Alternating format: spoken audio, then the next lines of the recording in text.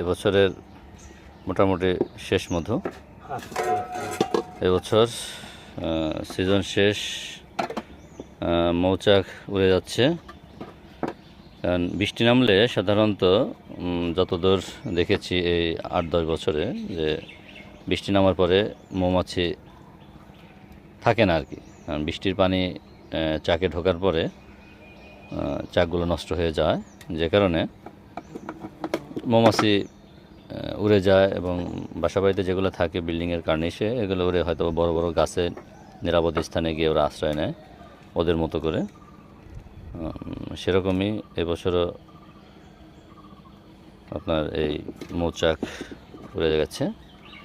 একেবারে সিজনের শেষ দিকে যতটুকু ছিল সেই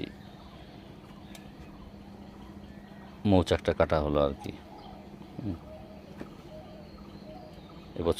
এবছরই শেষ।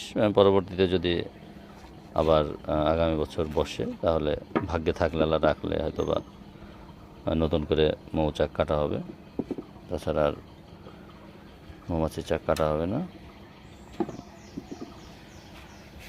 একেবারে পিওর এবং খাঁটি যে মধু আর কি।